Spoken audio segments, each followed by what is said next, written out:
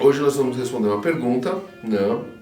Na verdade, uma de duas, é parte 1 de 2 dessa pergunta, que a gente tirou, né, de uma questão que fizeram numa comunidade das redes sociais. Na verdade, duas questões que fizeram em duas redes sociais, e exatamente por isso nós estamos dividindo em parte 1 e parte 2, porque a parte 1 ela é mais prática, a parte 2 ela é mais teórica. Então nós vamos à parte 1, né, a prática de como e por onde começar a sua história.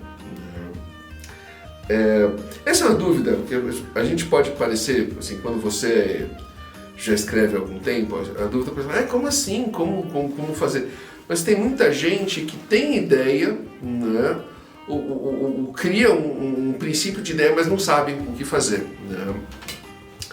E o nosso intuito aqui é passar uma lista, né, e comentar a respeito de elementos que você pode definir para ajudar você a desenvolver a sua história até o final. E, bom, o primeiro ponto, assim, eu dividi os itens em 7, mas efetivamente não são 7 itens, tá? Assim, não são 7 itens, um mais importante que o outro por definição. Eu defini, eu estou colocando eles em ordem de o que um leva o outro, né? Tanto que eles podem mudar de lugar, né? Então, por exemplo, eu começo com personagens, né? Os personagens eu vou para a trama. Por quê? Porque você precisa saber dos personagens, então saber a trama. E aí assim sucessivamente, mas não que um seja mais importante que o outro, o personagem é mais importante que a trama, não. Todos são tão importantes quanto para fazer um livro bom, né? De qualquer maneira, vamos lá, personagem. Os personagens são importantes, evidentemente, porque sem eles não tem história, né?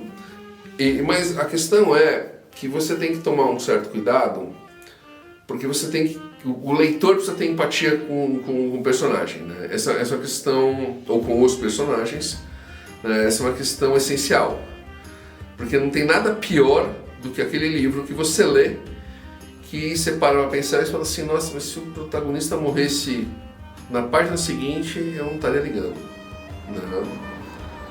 E, como a gente já chega a comentar em outros vídeos, teve livros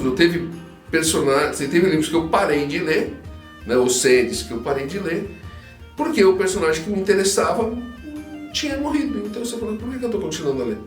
Né? Então é essa a questão. De qualquer maneira, os personagens têm que ser baseados em arquétipos, não em estereótipos. Qual a diferença? Falando rapidamente. Tá? Porque até a gente já tem outros vídeos falando a respeito e vai colocar eles aqui no vídeo para vocês, se vocês se interessarem, né? O estereótipo, ele é um personagem baseado num preconceito, né? Então, a gente já comentou, todo chinês sabe fazer pastel, né? Todo japonês sabe karatê, então trabalha em cima de preconceitos, no sentido de, né, nem toda pessoa tem que ser desse jeito. E os arquétipos, por outro lado, não. Eles trabalham em cima de complexos mentais, falando psicologicamente, né, baseados no inconsciente coletivo, né, e apresentados em histórias, né, contos de fada antigos. Então, evidentemente que existe uma enorme chance do leitor sentir empatia para com esses personagens, porque os seus arquétipos, né, então a gente fala de repente o herói, a mãe, né, o mentor, eles estão dentro do consciente coletivo, né, do inconsciente coletivo. Então é normal que exista essa ligação. Do personagem, como eu estava comentando, vem a questão da trama. Por que trama? Porque você precisa ter a trama definida, né, da sua história para saber para onde ela vai. Eu sei que muita gente vai dizer, mas eu gosto de escrever livro, mas olha, aí nós temos até vídeos comentando de como você pode evitar, né, a não ter ideias e não querer escrever, né, e ter bloqueio, exatamente porque você escreveu a sua história, estruturou a sua história. Então a questão da trama é: estruture a sua história, conheça ela desde o início até o meio e o fim. E essa questão do início nos leva ao terceiro ponto, né, que é a crise, ou uma crise. Aí você vai perguntar, como assim uma crise? Exatamente, porque toda história efetivamente começa com uma crise, certo? A crise é aquela situação que tira o personagem, né, do eixo, né, tira o personagem da vida comum dele, né, e para ele tem que fazer alguma coisa para voltar para aquela situação inicial. Então eu até comento que isso é tão arquetípico, essa questão, né, que qualquer história boa de se contada vai ter uma crise. Aquela coisa assim: você chega em casa, né, você está na escola, na faculdade, no trabalho, e alguém da sua casa pergunta: como foi seu dia? Se nada aconteceu de anormal, não houve uma crise, eu falo: tudo bem, não aconteceu nada de novo. Se aconteceu uma crise, você vai contar o que aconteceu, o que foi feito para resolver a crise. Então percebe, toda história nasce de uma crise, né? E o que nos leva ao próximo ponto, né, que são os arcos de história, que de novo se liga aqui na questão da trama. Se você for para pensar, toda história precisa ter arcos de história, arcos de virada, né, que são o quê? São partes que a história está indo para um dado, uma dada situação, e você muda essa história. O vilão faz alguma coisa, o herói faz alguma coisa dá certo, alguma coisa dá errado, e a história muda de rumo. E por que isso é importante? Primeiro porque a gente fala da questão, né, do teatro grego. Então, voltando à questão da trama, né, a diferença, se eu for para pensar no teatro grego, você tem o começo, né, que é o herói numa situação original, né, uma situação que a gente chama de mundo comum, né, a vida dele normal. Houve uma crise, primeiro ponto de virada. Aí ele vai ter que lidar com inimigos, aliados, provas, ele vai ter um mentor e tudo, tipo, a gente já está falando em relação ao próximo, que é o Jornada do Herói, mas eu falo isso mais tarde, até que ele resolve essa crise. Você tem um outro ponto de virada. E aí você tem ele voltando para o mundo normal, né? E esses são, por exemplo, a estrutura de 3 atos do teatro grego. Uma coisa muito importante, inclusive, para quem tá fazendo, tá escrevendo, né? E tem mais do que isso, porque esses pontos de virada, né? Esses pontos de virada, esses são os grandes, os 2 grandes que determinam os 3 atos do teatro grego. Além disso, você pode ter diversos durante a história, né? Então a gente comenta, o mocinho faz algo, o vilão rebate, o vilão faz algo, o mocinho rebate. Então você nunca sabe para onde a história vai, você vai ter esses pontos de virada. Por quê? Para que o leitor fique sempre curioso, né? E a questão do arco histórico, que nós já falamos, né, da questão começo, meio e fim, uma história ligada, né, à jornada do herói, né? E finalmente nós chegamos, então nós temos personagens, a trama, a crise, o arco de história, pontos de virada. O 6º ponto é a jornada do herói. A jornada do herói, para quem não conhece, é uma estrutura psicológica transformada em uma estrutura literária de contar história, né? Considerada pelo mitólogo Joseph Campbell como um monomito. Monomito, o que é? Por que chamava isso? Porque ele dizia que era a estrutura por trás de toda história. Toda história tinha a jornada do herói como estrutura. Eu não vou citar todos os itens da jornada do herói aqui, até porque nós temos um vídeo sobre isso, a gente vai colocar como diversos pontos aqui, né? Mas qual é a história, basicamente? Você tem o herói no mundo comum, né? Acontece uma crise, que é o chamado de aventura. Então você tem, ele nega o chamado, aí ele aceita o chamado, aí ele encontra o mentor, aí ele vai para outro mundo, aí ele encontra aliados, encontra opositores, passa por provas, passa por uma grande prova, né? E aí ele consegue se sobrepor. Então percebe que a gente está voltando à questão de ele resolveu a crise. Você tem os dois pontos de virada, a ida para outro mundo, o retorno do outro mundo, né? Então a gente fala do retorno com o Elixir, ele volta renovado, né? Ele renasceu. Por que ele renasceu? Porque essa parte no outro mundo, né? O inferno, a parte inferior do mundo, ele aprendeu e ele mudou. Então ele renasceu, mas ele não é ele mesmo, né? A pessoa que volta